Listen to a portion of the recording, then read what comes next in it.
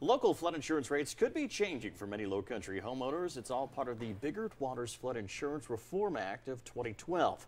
Alan Wheeler is here with our Ask Alan Anything segment. And Alan, this is information that is crucial for homeowners here in our area. Can you tell us a little bit about that bill and what it's going to mean for people here? Sure, John. Just first, my sponsor, Buck Lumber Company, great product, great service, 911 Maybank Road in Charleston. Sure. There's a bill that was passed in 2012, the Biggert Waters Flood Insurance Reform Act. And it was passed because when we had Hurricane Katrina, Ike, and Sandy, they basically bankrupt FEMA. That's our federal agency, and they're $30 billion in debt. Still to this day? Yes. Wow.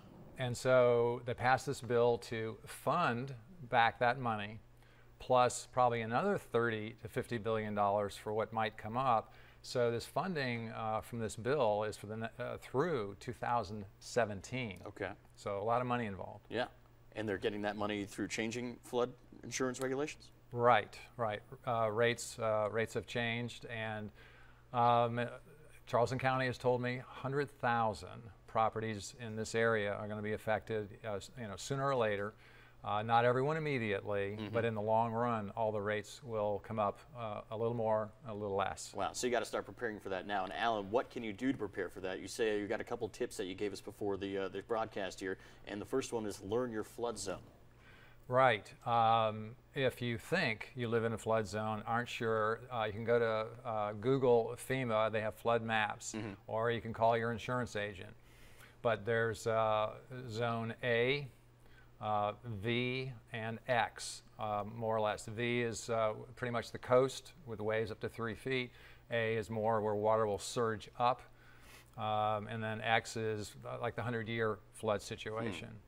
So that would be the first thing, is to determine, if you're in a flood zone. And if you're here in the Low Country, there's a reason they call it the Low Country, because chances are you're probably going to get some of that flooding. Oh yeah, yeah, for sure. And then the next step is if you have an elevation certificate, it probably means you've had a policy change or upgrade.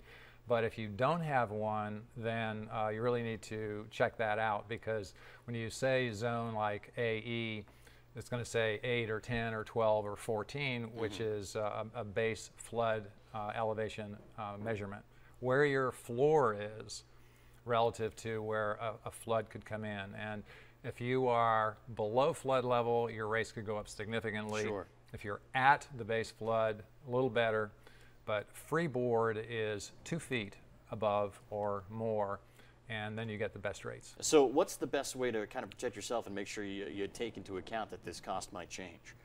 I would say first thing is just do a little bit of homework that I mentioned about your flood zone. Call your agent. He has new tables with new rates. He's the only one that'll be able to kind of figure this out for what it might be.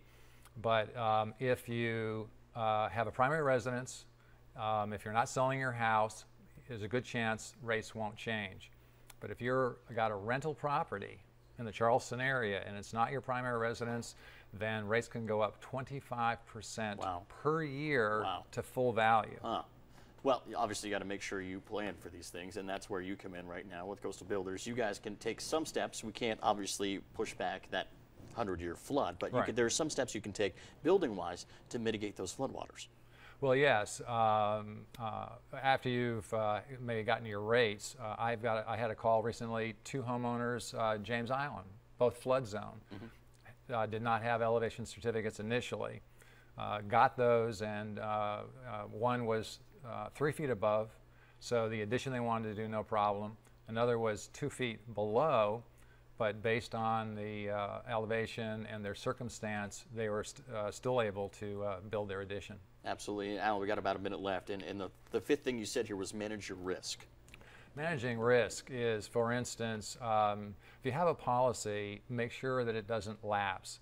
If it lapses and you need to reinstate immediately, you go to full actuarial value. So if you were paying $800, it could be $4,000. Yeah. All right. Well, great tips right there. If you have any question for Alan, doesn't matter if it's from the ceiling down to the floor, about flooding, about anything.